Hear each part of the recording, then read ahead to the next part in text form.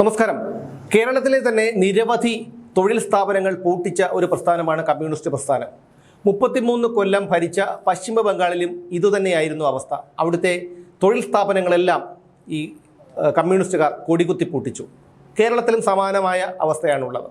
പണ്ട് മാവൂർ ഗോളിയോൺ റയോൺസിൽ ഒരു തൊഴിലാളിയായി വന്ന ഇളമരം കരീം എന്ന ഒരു തൊഴിലാളി, അയാൾ പിന്നീട് തൊഴിലാളി നേതാവായി, CITUവിൻ്റെ അനുഷ്ഠിതനായ നേതാവായി, രാജ്യസഭ MP ആയി, മന്ത്രിയായി.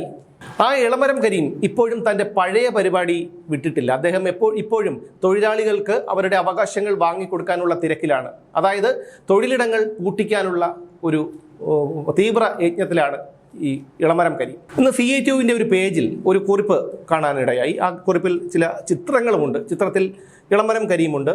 അതുമാത്രമല്ല, ആ ചിത്രത്തിൽ അവിടെ V-ഗാർഡിൻ്റെ ഒരു പ്ലാന്റ് ഉണ്ട്. ആ V-ഗാർഡിൻ്റെ പ്ലാന്റിൽ നടക്കുന്ന ഒരു സമരത്തെ കുറിച്ചാണ് അവരുടെ ഈ ഒരു കുറിപ്പ്. ആ കുറിപ്പ് ഇങ്ങനെയാണ്: വർഗസമരം പടരുകയാണ്. രുദ്രപൂരിലെ V-ഗാർഡ് ഇൻഡസ്ട്രീസിലെ പോരാടുന്ന തൊഴിലാളികൾക്കൊപ്പം CITU പ്രതിനിധി സംഘം എന്ന് പറഞ്ഞിട്ടാണ് ഇവർ ഈ ചിത്രങ്ങൾ കൊടുത്തിരിക്കുന്നത്. CITU അഖിലേന്ത്യാ ജനറൽ സെക്രട്ടറി സഖാവ് ഇളമരം കരീമിൻ്റെ നേതൃത്വത്തിൽ സെക്രട്ടറി KN ഉമേഷ്, ഉത്തരാഖണ്ഡ് സംസ്ഥാന പ്രസിഡന്റ് ഖജ്മോള, general secretary Rajendran Negi, secretary Lekhraj തുടങ്ങിയവരടങ്ങുന്ന CITU പ്രതിനിധി സംഘം ഉത്തരാഖണ്ഡിലെ ഉദ്ധം സിംഗ് നഗർ ജില്ലയിലെ രുദ്രപൂർ ഗാന്ധി പാർക്കിൽ സമരം ചെയ്യുന്ന V-ഗാർഡ് തൊഴിലാളികളെ നേരിൽ കണ്ട് ഐക്യദാർഢ്യം പ്രഖ്യാപിച്ചു. V-ഗാർഡിന്റെ പ്രധാന ഉൽപാദന കേന്ദ്രമാണ് രുദ്രപൂരിലെ പ്ലാന്റ്. സ്റ്റെബിലൈസറുകൾ, ഇൻവെർട്ടറുകൾ, PCBകൾ എന്നിവ നിർമ്മിക്കുന്നതിനായുള്ള പ്രത്യേക യൂണിറ്റുകൾ ഇവിടെയുണ്ട്. 2025 അവസാനത്തോടെ ഇന്ത്യയിലെ വോൾട്ടേജ് സ്റ്റെബിലൈസർ വിപണിയിൽ 40 മുതൽ 45% വരെ വിഹിതവുമായി V-ഗാർഡ് ഇൻഡസ്ട്രീസ് ഒന്നാമതാണ്. തൊഴിലാളികളെ ചൂഷണം ചെയ്യുന്ന സാഹചര്യമാണ് കമ്പനിയുടെ വൻ ലാഭത്തിന് പിന്നിൽ. രുദ്രപൂർ പ്ലാന്റിൽ ആയിരക്കണക്കിന് കരാർ തൊഴിലാളികളുണ്ട്. അവരിൽ ഭൂരിഭാഗവും യുവതികളാണ്. സ്ഥിരം തൊഴിലാളികൾ ആരും തന്നെയില്ല. അടിസ്ഥാന തൊഴിൽ നിയമങ്ങൾ ലംഘിക്കുന്നത് സാധാരണമായ ഇവിടെ തൊഴിലാളികൾക്ക് മാസം 9,000 രൂപ മാത്രമാണ് തുച്ഛമായ വേതനമായി നൽകുന്നത്. വേതന വർധനവ് ആവശ്യപ്പെട്ട് തൊഴിലാളികൾ പ്രതിഷേധിച്ചപ്പോൾ അവർക്ക് ലഭിച്ചത് പോലീസിന്റെ ലാത്തിയടിയും ഫാക്ടറി ഗേറ്റുകളിൽ നിന്ന് പുറത്താക്കപ്പെടുകയുമായിരുന്നു. V-ഗാർഡിലെ തൊഴിലാളികൾ ഒറ്റയ്ക്കല്ല. കഴിഞ്ഞ ഒരാഴ്ചയായി ഉത്തരാഖണ്ഡിലെ ഫാക്ടറികളിൽ നിന്ന് തൊഴിലാളികൾ ഒന്നിനു പുറകെ ഒന്നായി പ്രതിഷേധവുമായി ഉയർത്തെഴുന്നേൽക്കുകയാണ്. Well Rise, Tata, Yazaki, Suprajit, MMT, Spark Minda, Bajaj Motors തുടങ്ങിയവ ഇതിൽ ചിലത് മാത്രമാണ്.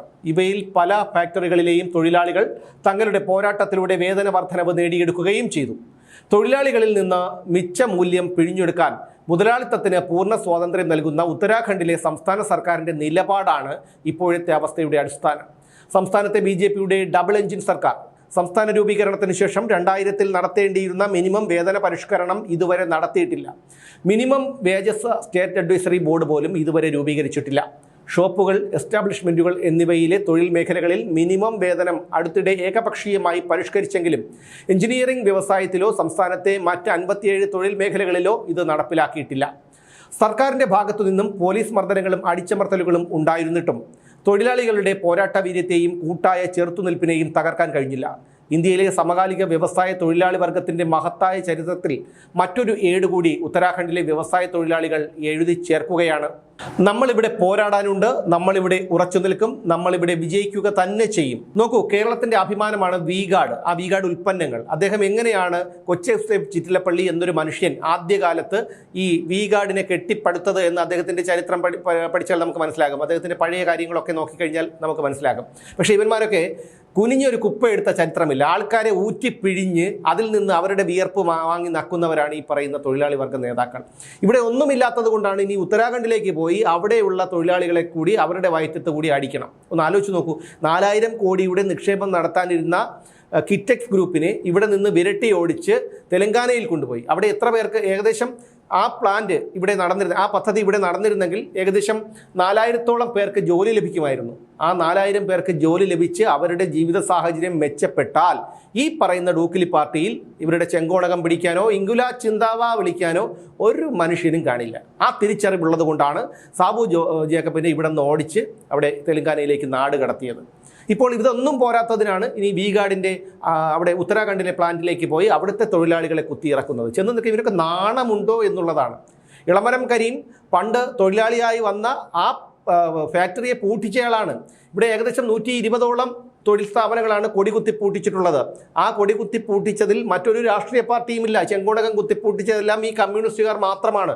കോൺഗ്രസ്സുകാരോ BJP-ക്കാരോ ഒന്നും ഒരു തൊഴിലിടങ്ങളും പൂട്ടിച്ചിട്ടില്ല. പൂട്ടിച്ചതൊക്കെ ഇവരാണ്. അതായത് പട്ടിണിയും പരിവട്ടവും ഉണ്ടെങ്കിൽ മാത്രമേ തങ്ങളുടെ പാർട്ടിയിൽ ആളുണ്ടാകൂ എന്നുള്ള ഏറ്റവും നല്ല തിരിച്ചറിവുള്ളത് ഈ കമ്മ്യൂണിസ്റ്റ് നേതാക്കൾക്ക് മാത്രമാണ്. ഇനി എന്തായാലും ഒരു അപകടം, അവിടെ V-ഗാർഡിൻ്റെ ആസ്ഥാനം ഇവിടെ കേരളത്തിലാണ്.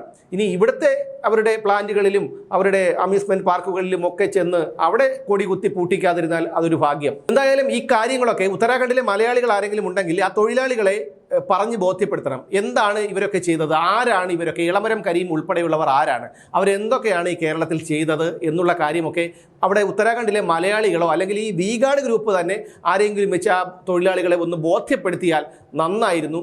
എന്തായാലും അത് ബോധ്യപ്പെടുന്നതോടുകൂടി ആ തൊഴിലാളികൾ വേണ്ട രീതിയിൽ ഇവരെ സ്വീകരിക്കും എന്നുള്ള കാര്യം ഉറപ്പാണ്.